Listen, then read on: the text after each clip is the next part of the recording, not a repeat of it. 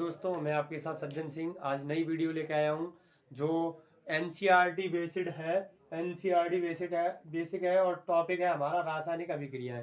तो रासायनिक अभिक्रियाओं के बारे में जानेंगे जो क्लास 10th की पहले चैप्टर से ली गई हैं। कुछ रासायनिक अभिक्रियाएं।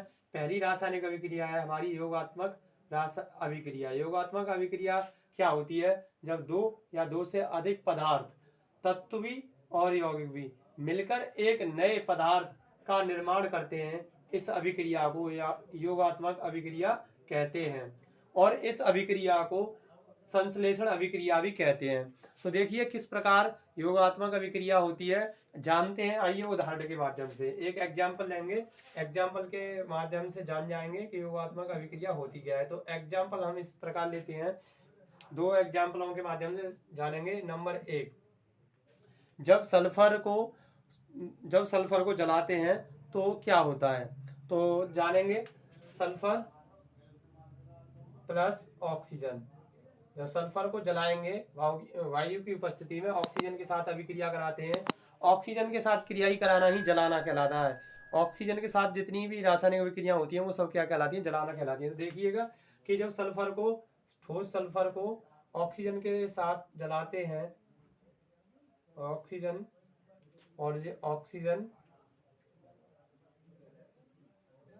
के साथ जलाते क्रिया कराते हैं तो एक गैस का निर्माण होता है जिसे आप सभी जानते होंगे, जैसे सल्फर डाइऑक्साइड गैस कहते हैं।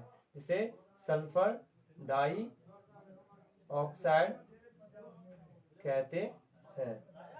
डाइऑक्साइड कहते हैं। ये रही पहली रासायनिक अभिक्रिया। इस अभिक्रिया में क्या हुआ है कि जब दो या दो से अधिक, एक और दो या दो से अधिक पदार्थ, तत्व या यौगिक मिलकर एक नए पदार्थ का निर्माण करते हैं या संयोग हो जाते हैं। योगात्मक का अर्थ भी आप समझ रहे होंगे, जो योग का अर्थ यानी जोड़ना हो, तो जोड़कर एक नए पदार्थ का निर्माण करते हैं, वो क्या कहलाते हैं? योगात्मक रासायनिक अभिक्रिया कहलाती है। तो जहाँ पर सल्फर और ऑक्सीजन को एक साथ मिलाकर सल्फर डाइऑक्साइड प्राप्त होती है। तो ये रहा एक एग्जाम्पल। दूसरा और इसका एग्जाम्पल है कि जब कैल्शियम ऑक्साइड और जल यानी बिना बुझा हुआ चूना, और इसको जब जल में डालते हैं, जब जल के साथ रासायनिक अभिक्रिया कराते हैं तो क्या प्राप्त होता है? तो बुझा हुआ चूना प्राप्त होता है, जिसे हम कैल्शियम हाइड्रोक्साइड के नाम से जानते हैं। ये क्या है? कैल्शियम ऑक्साइड है। ये क्या है? कैल्शियम ऑक्साइड यानी बिना बुझा हुआ चूना भी बोल सकते हैं इसे अपनी भाषा में, कि बिना बुझा हुआ चूना है। ये कैल्शियम ऑक्साइड है और ये जल के साथ रासायनिक अभिक्रिया कराते हैं तो हमें क्या प्राप्त होती है? प्लस ऊष्मा भी निकलती है हमारी। ऊष्मा, गर्माहट जो होती है, तो बहुत गर्माहट होती है तो वो निकलती है, और इसे कहते हैं कैल्शियम हाइड्रोक्साइड। कैल्शियम हाइड्रोक्साइड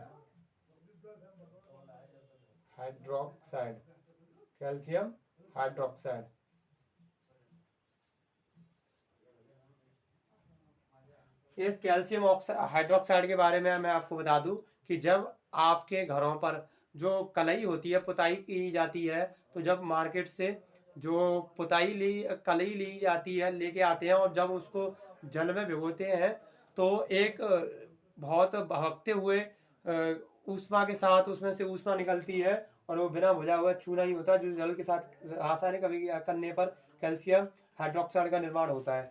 जानते हैं दूसरी रासायनिक अभिक्रिया के बारे में, इसको साफ करते हैं।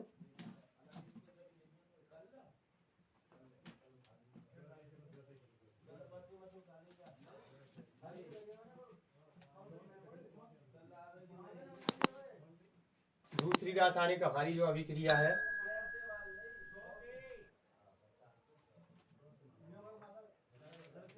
जो दूसरी रासायनिक अभिक्रिया है, उसका नाम है अपघटन अभिक्रिया। अपघटन अभिक्रिया क्या होती है जानेंगे। कि अपघटन का मतलब आप समझ रहे होंगे, थोड़ा अर्थ जब हिंदी माध्यम में आएंगे कि हिंदी के माध्यम से कुछ ऐसे शब्द होते हैं जो हिंदी में आसानी से समझ में आ सकते हैं। अपघटन यानी अपने में से घटना। अपघटन की ऐसी बात करें, मैं परिभाषा भी लिख दूंगा साथ के साथ। ऐसी अभिक्रियाएं,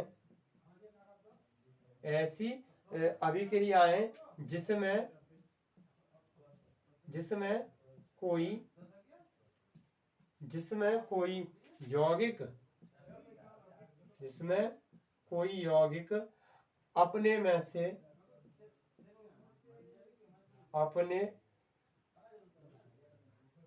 अपने अवयवी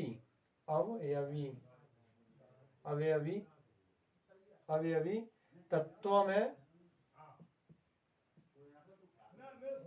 या छोटे छोटे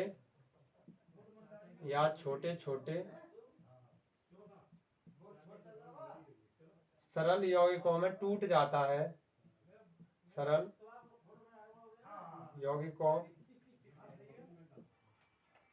में टूट जाता है या अपघटित हो जाता है, टूट जाता है,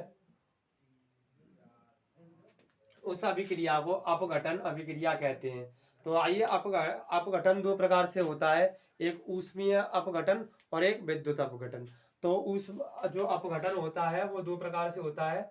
अपघटन के दो भाग हैं, एक विद्युत अपघटन और एक ऊष्मीय अपघटन। एक क्या है? ऊष्मीय अपघटन। तो मैं आपको बता दूं कि ऊष्मा के कारण जो गर्म करने पर जो तत्व टूटेगा, जो यौगिक अपने छोटे सरल यौगिकों में टूट जाएगा, वह ऊष्मीय अपघटन है। और जो विद्युत के कारण यानी जो इलेक्ट्रिसिटी के कारण टूटेगा, वो कौन सा होगा? हमारा विद्युत अपघटन होगा। तो विद्युत अपघटन के बारे में एक और एग्जाम्पल जिसके माध्यम से आप समझ जाएंगे। थ्योरी इसकी बहुत लंबी हो जाएगी, इसलिए मैं एग्जाम्पल के माध्यम से आपको समझाना चाहूँगा कि जो सरल यौगिक, थ्योरी में आपको बता रहा हूँ, जो सरल यौगिक ऊष्मा के कारण अपने छोटे अवयवीय कणों में टूट जाता है या यौगिकों में टूट जाता है, वो ऊष्मीय अपघटन के कारण होता है। और विद्युत अपघटन, जब कोई पदार्थ विद्युत धारा के कारण अपने छोटे सरल यौगिकों में टूट जाता है, वो क्या होता है? विद्युत अपघटन होता है। तो देखिए, ऊष्मा के कारण सबसे अच्छा लेते हैं कैल्शियम कार्बोनेट। ये क्या है? कैल्शियम कार्बोनेट या संगमरमर का सूत्र यही है। तो कैल्शियम कार्बोनेट जो सॉलिड है, ये ठोस है। कैल्शियम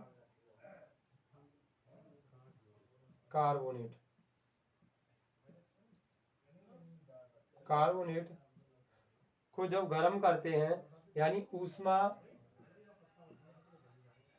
दी जाती है, तो ये दो सरल भागों में टूट जाता है। एक कैल्शियम ऑक्साइड में, एक कैल्शियम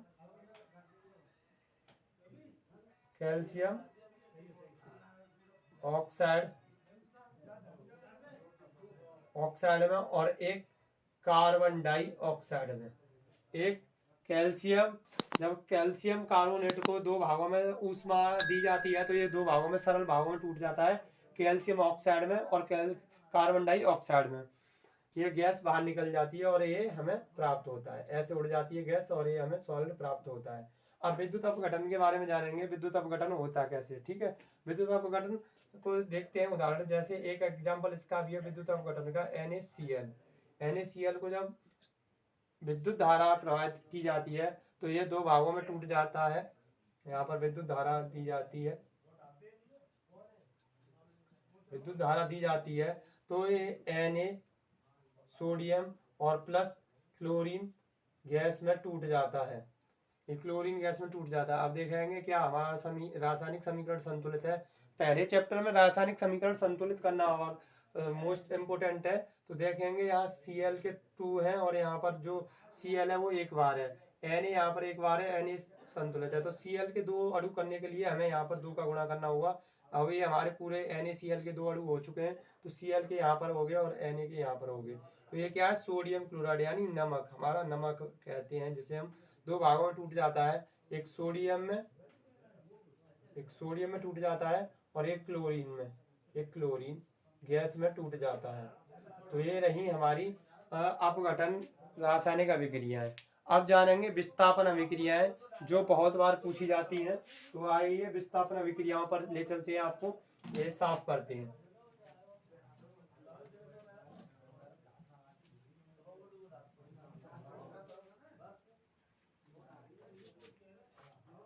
तो अगली हमारी जो रासायनिक अभिक्रिया है तीसरी, उसका नाम है विस्थापन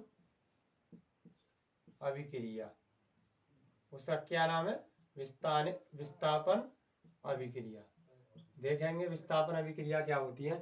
विस्थापन का अर्थ आप देख रहे होंगे, विस्थापन मतलब एक को हटा देना, जाना, विस्थापन। तो इसकी थ्योरी भी लिखूंगा मैं। इस अभिक्रिया में क्या होता है? इस अभिक्रिया में किसी यौगिक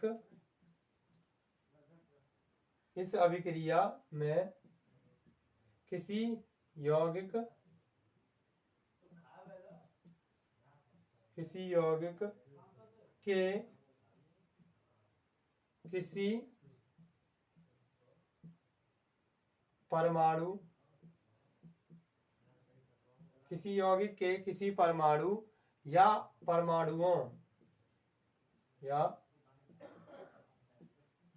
परमाणुओं के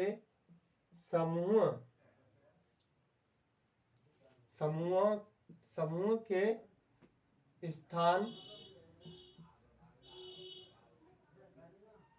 पर अन्य परमाणु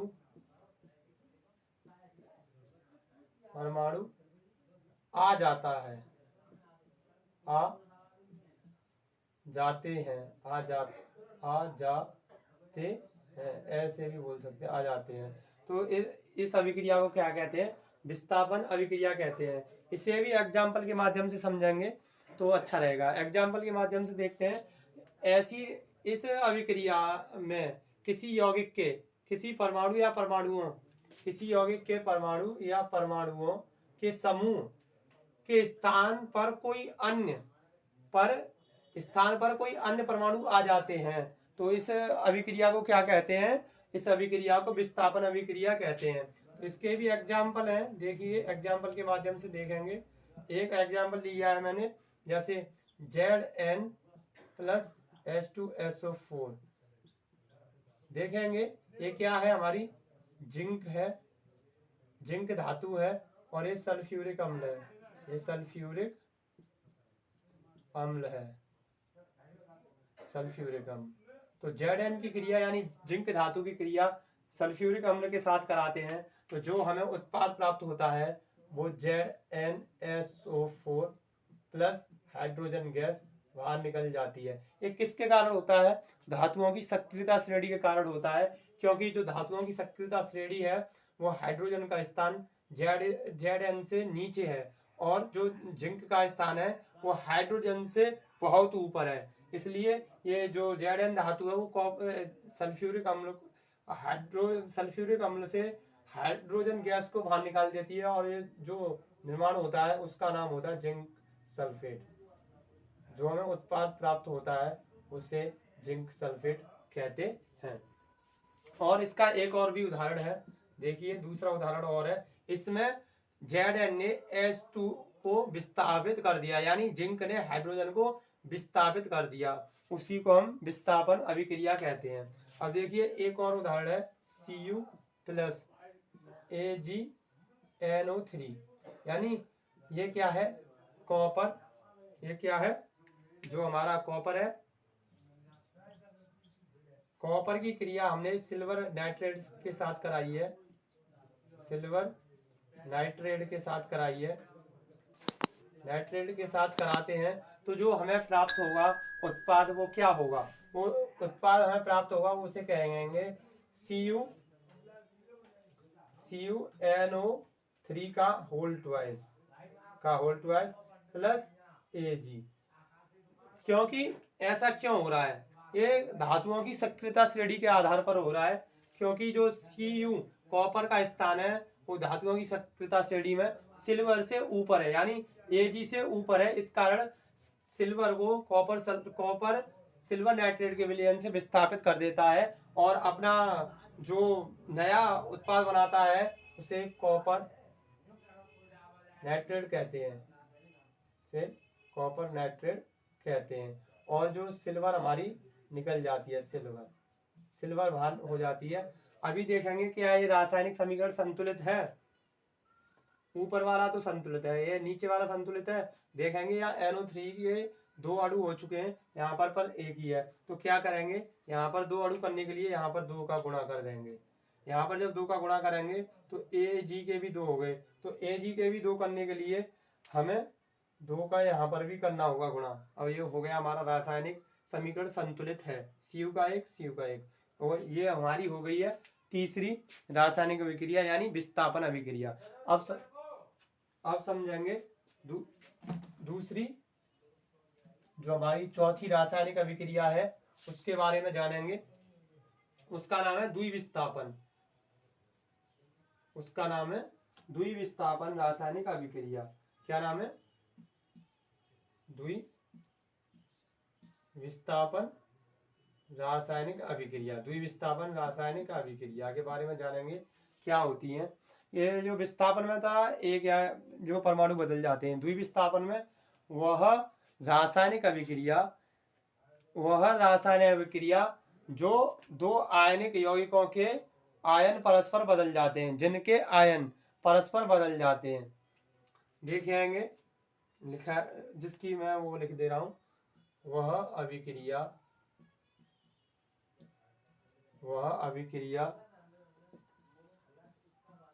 जिसमें 2 आयनिक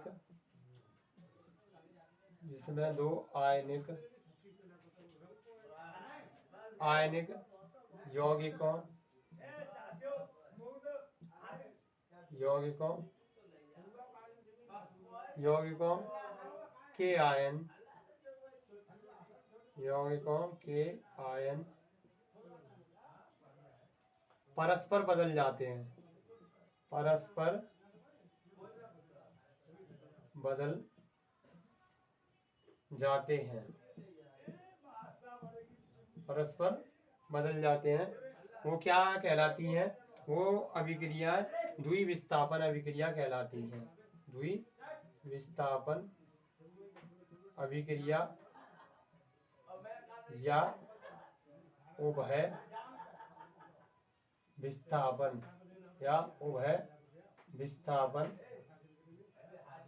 कहलाती है।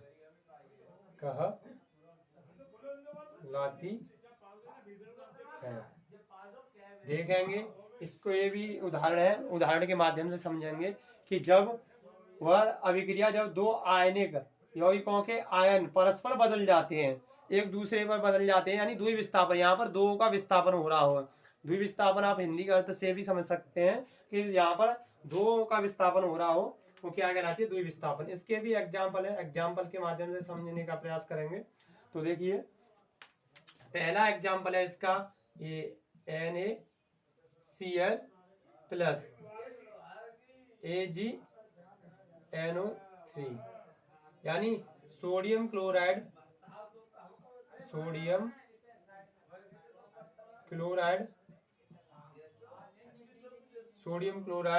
और ये सिल्वर नाइट्रेट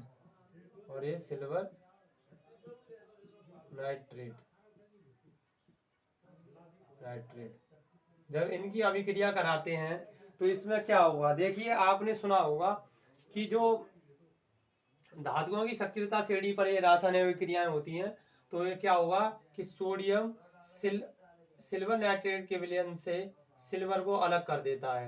तो यहाँ पर बनेगा, जो पदार्थ बनेगा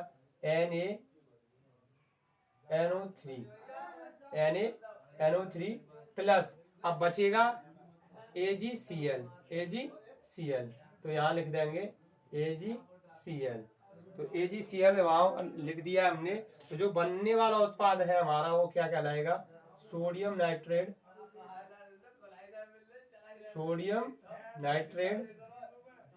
नाइट्रेट बनेगा ये यहाँ पर। और जो प्लस में सिल्वर क्लोराइड क्या बनेगा, सिल्वर क्लोराइड, सिल्वर क्लोराइड बन रहा है। यहाँ पर देखेंगे द्विविस्थापन कैसे हो रहा है। Na ने इसके साथ अभिक्रिया की, Na ने यानी सोडियम ने नाइट्रेट के साथ अभिक्रिया करके और सिल्वर नाइट्रेट का विलयन बना दिया। और इसी प्रकार AgCl ने जब इसके साथ अभिक्रिया हुई तो यहाँ पर इसका इसके साथ हुआ और इसका इसके साथ हुआ, इसका इसके साथ और इसका इसके साथ होने पर ये द्विविस्थापन हो रहा है। देखिए यहाँ से इसको हटा रहा है, यहाँ पर ये इसको हटा रहा है, तो क्या हो रहा है, द्विविस्थापन हो रहा है। एक उदाहरण और समझेंगे इसका, एक उदाहरण और है, एक उदाहरण और है BaCl2 यानी वेरियम क्लोराइड, वेरियम क्लोराइड, वेरियम क्लोराइड की क्रिया हम जब सोडियम सल्फेट के साथ कराते हैं, सोडियम सल्फेट के साथ कराते हैं, ये सोडियम सल्फेट है, ये सोडियम सल्फेट के साथ कराते हैं तो हमारा जो जो हमें प्राप्त होगा नया तत्व वो आप देख रहे हैं। पहले Na इधर से और Cl इधर से, तो बना देंगे सबसे पहले क्या, NaCl। अब इस पदार्थ में इस रासायनिक अभिक्रिया में क्या बचा, Ba यानी वेरियम और सल्फेट, तो क्या बन जाएगा, BaSO4 का SO4, यानी इधर जो बनेगा वो क्या बनेगा, सोडियम क्लोराइड। इस रासायनिक अभिक्रिया में सोडियम क्लोराइड बनेगा, सोडियम क्लोराइड बनेगा और वेरियम सल्फेट, और वेरियम सल्फेट, वेरियम सल्फेट का निर्माण होगा। और देखेंगे क्या रासायनिक समीकरण संतुलित है, तो पाएंगे रासायनिक समीकरण अभी संतुलित नहीं है, क्योंकि यहाँ पर हमारे क्या है, Ca के दो यानी क्लोराइड के दो अणु हैं और Na के दो अणु हैं, तो यहाँ क्या करना होगा, केवल हमें दो का गुणा करना होगा, और Ba सिंगल है, SO4 सिंगल है, तो ये हमारा रासायनिक समीकरण संतुलित है, ऊपर वाला भी। अब बात करते हैं लास्ट में चल के वियोजन यानी टूटना, अपने में से टूट जाना, वियोजन रासायनिक अभिक्रिया क्या होती हैं। तो देखेंगे यहाँ तक आपको समझ में आ गया होगा शायद। आगे चलते हैं वियोजन अभिक्रियाओं के बारे में। तो ये जो मैं करा रहा हूँ इनको आप एक बार अच्छी तरह से पढ़ लें, ताकि ये बोर्ड में हर साल लगभग पूछ ली जाती है। इन रासायनिक अभिक्रियाओं में से एक ना एक रासायनिक अभिक्रिया या दो हर बार पूछ ली जाती हैं।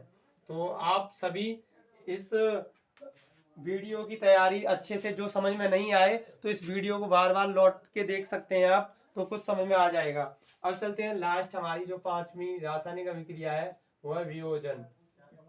वो क्या है, वियोजन अभिक्रिया। तो वियोजन अभिक्रिया क्या होती है जानेंगे। वियोजन भी कहते हैं यानी घट के पुनः वापस प्राप्त हो जाना।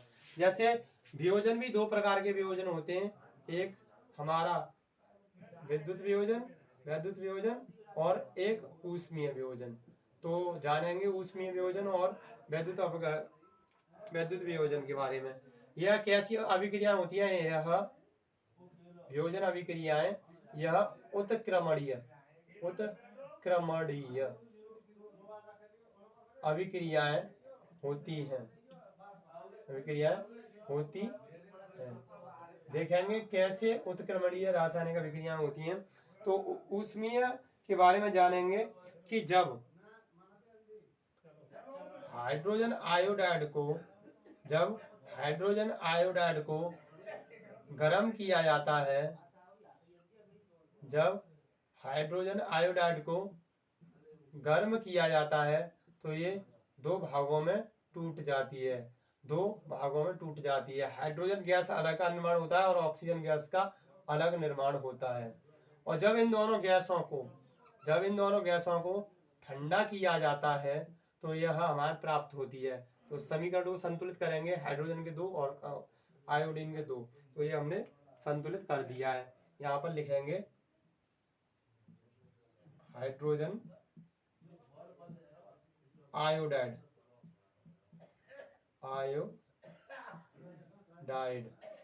Hydrogen iodide. तो यह टूट रही है हाइड्रोजन में, हाइड्रोजन गैस में और आयोडीन गैस में, और आयोडीन गैस में टूट जाती है। ठीक है, और इधर और बात करें तो एक और भी उदाहरण है इसका। एक उदाहरण हो गया ये किस कारण हो रहा है, ऊष्मा के कारण, यानी ऊष्मा देने पर। ऊष्मा अगर दी जा रही है तो गर्म होने पर ये दो भागों में टूट जाती है और ठंडा कर लिया जाता है कारकों के पुनः द्वारा, तो यह हाइड्रोजन आयोडाइड हो जाता है। दूसरा और एग्जाम्पल है ऊष्मीय वियोजन का, नौसादर यानी NH4Cl, यानी बात करें हम अमोनियम क्लोराइड की, नौसादर की बात करें तो अमोनियम क्लोराइड को जब गर्म किया जाता है तो ये दो भागों में टूट जाती है, अमोनिया गैस में और अमोनिया और HCl में टूट जाती है, यानी हाइड्रोक्लोरिक अम्ल और अमोनिया में टूट जाती है। ये अमोनिया है, अमोनिया और ये हाइड्रोक्लोरिक अम्ल, हाइड्रोक्लोरिक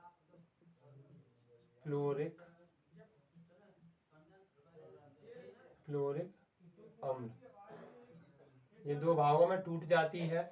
और जब इन दोनों को ठंडा किया जाता है, तो हमें अमोनियम क्लोराइड प्राप्त होता है। तो हमें क्या प्राप्त होता है, अमोनियम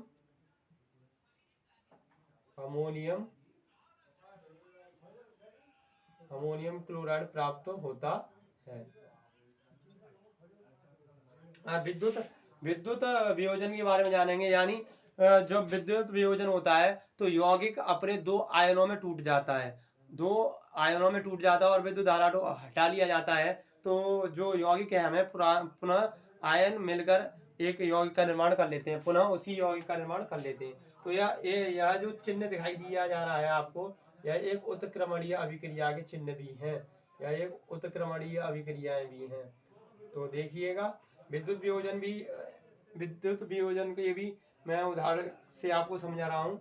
नंबर 1 एग्जाम्पल विद्युत वियोजन का भी एग्जाम्पल है, ये ऊष्मीय वियोजन के एग्जाम्पल थे 2, और ये इधर भी विद्युत वियोजन के एग्जाम्पल के माध्यम से जानेंगे कि NaCl यानी सोडियम क्लोराइड को जब विद्युत धारा दी जाती है, विद्युत धारा दी जाती है, तो क्या होता है कि जो Na धनायन आयनों में टूट रहा है और क्लोरीन ऋणायन में टूट जाता है, क्लोराइड ऋणायनों में टूट जाता है। और जब इन दोनों से विद्युत धारा हटा लिया जाता है तो ये सेम उसी में प्राप्त हो जाते हैं, यही प्राप्त हो जाते हैं। और दूसरा उदाहरण और है इसका कि जब HCl यानी हाइड्रोक्लोरिक अम्ल में विद्युत धारा डाली जाती है, विद्युत धारा डाली जाती है, तो यह हाइड्रोजन आयन, पॉजिटिव आयन और Cl ऋणायन में टूट जाता है, आयनों में टूट जाता है ये। ठीक है, और जब इसे विद्युत धारा हटा ली जाती है तो सेम फिर हमारे वही प्राप्त होते हैं। तो दोस्तों जय हिंद। आपको यह वीडियो पसंद आई हो तो लाइक करें, सब्सक्राइब करें एंड शेयर करें। ये बहुत मेहनत लगती है ऐसी वीडियो बनाने में, तो आप लोगों से मैं निवेदन करूंगा कि हमारे चैनल को सब्सक्राइब करें और आगे शेयर करें, ताकि आपको भी और आपके साथी मित्रों को भी इस तरह की जानकारी आपको मिलते रहे। जय हिंद।